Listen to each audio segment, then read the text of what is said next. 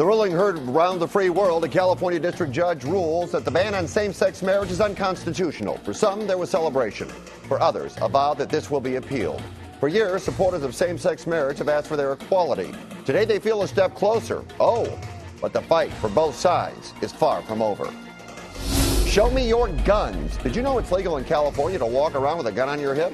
Some people might be scared, but as long as it's not loaded, go for it. But should that law change?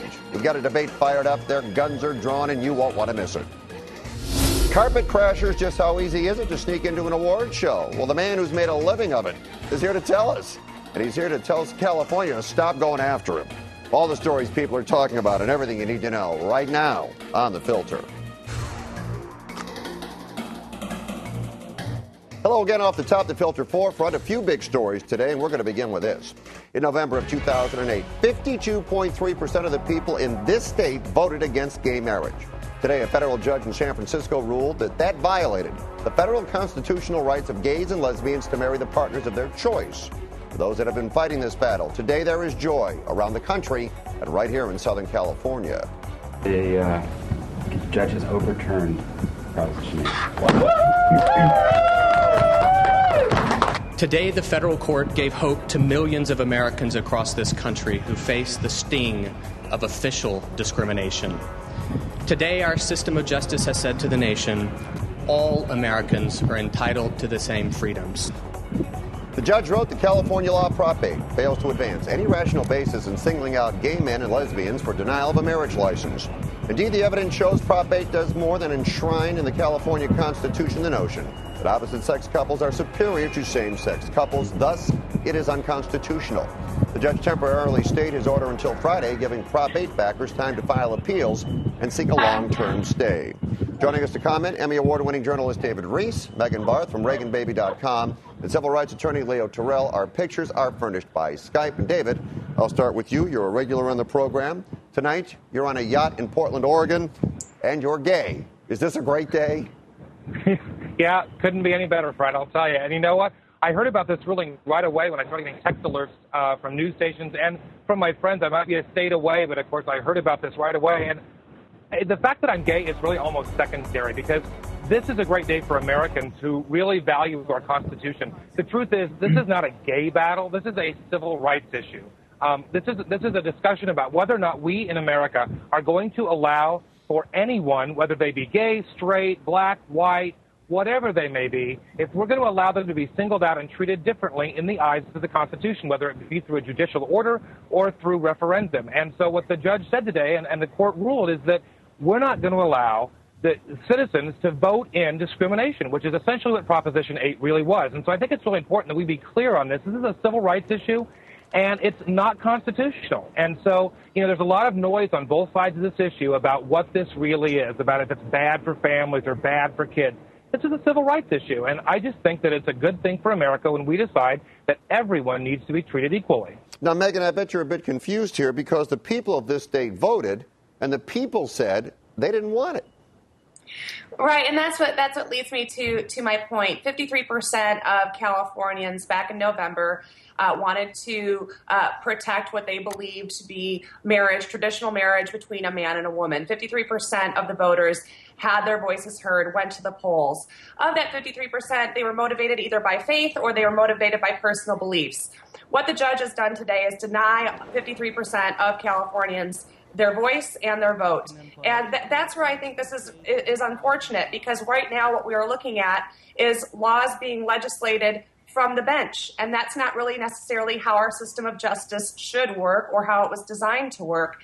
And why would we even have ballot initiatives anymore or voting anymore if the people of this state are simply not going to be heard and once again overruled by a judge? Well, if that's the case, Leo, and you're an attorney, don't the people know best, or do the people not know the law? The people don't know the law. Let me tell you right now, Fred, if we let the people rule on everything, you might as well throw out the Constitution. You might recall there were certain states in the South that allowed discrimination. When the people are wrong, that's why we have checks and balances. The Supreme Court, the courts are designed to interpret the law. And what is clear here is that gay people were being discriminated against like blacks were in the past, and the courts step in to correct the majority. And I am proud, I am happy that gays have the right to marry like any other person in this country. This is a great day for civil rights. Well, David, you mentioned it's a civil rights issue, but when you look at the prevailing attitude of the people in the state of California, Megan pointed it out, 52.3 said we don't like this. How do you feel? Well, here's the thing, Fred, is that are we going to allow the majority of the population, and I might have a very slim majority, the vote only was like 53 to 48%. So it's a slim majority, and those tides are turning anyway. But the bottom line is, whatever public opinion really is, are we going to allow the majority of the population to legislate discrimination? Because that's what this is. And so Megan's argument that this is denying the California people their voice isn't true. I mean, are we going to allow a majority of vote? No. Well, Megan, are you going to allow? Are we going to allow the majority of voters to legislate discrimination? Go ahead, Megan. And all I'm saying is that 53% of the people came to the polls, expressed their vote based on whether it be a Christian belief or just a fundamental personal belief on how they wanted the sanctity of marriage and how they viewed it protected. So if we are going to deny, just one second, if we are going to deny them their right to express their vote, you are taking it away from one person and giving it to the other. You aren't giving. What are we taking away from you, Megan? Their beliefs. Hold on. You're not taking anything away from me. I am just speaking on behalf of the 50, not on behalf, but I'm speaking for the 53% of the people that voted for this. You're not taking anything away from me. This isn't whether I'd like to know from Megan what we're taking away. David, wait, David, you'll get your chance. Go ahead, Leo. Fred, what Megan said, this is why we have separation of church and state. When Megan said people are voting their religious beliefs, that's why we have separation of church and state, because this is a civil law. It's not an issue of religion. It is a civil issue for the government to step in and pass. I'm just asking where their rights are at. Let me finish. For the government to pass laws based on religion would violate the First Amendment. If you throw religions in here, then you're going to attack other religions. You keep religion out of the law, and that's what this judge did. It's absolutely correct. Go ahead, David. Well, and here's what I can't understand with Megan's argument is that we are somehow taking away from heterosexuals. How does allowing gay couples to marry in America take anything away? Well, then what did you say? What is your argument then, Megan? No, I'm just saying 53% of the people came forward and expressed their opinion based on either their beliefs, whether they be personal or whether they be religious or what have you. Wrong. So if we are going to take if we are going to take those votes away, we are taking away something from someone. We're not taking anything away. We are saying that it's not constitutional. It's not constitutional. That's the thing is, I mean, people are allowed to vote whatever, but are we just going to open up and say, you know what? I want to have a ballot measure that's going to say that handicapped people really shouldn't be entitled to equal access, because I just don't think it's convenient. It's the same kind of thing, Megan. We're going to single out a group of people for whatever reason, religious, conscience, whatever your reasoning is, that we in America are going to single out a class of people because they are different and treat them differently. And that's what this argument is all about. All right, let me, Leo, wait. Let me stop everybody now because we want to wrap this topic up. So I'll ask each one of you this. You get 10 seconds to wrap it up. So the judge has ordered a stay of his order until Friday when both sides can appeal. We know this is going to be appealed. All right, David, best guess. When it's all said and done, how does it play out? It's good to go? This is going to go to the Supreme Court. There's no question. All right, Leo, go ahead.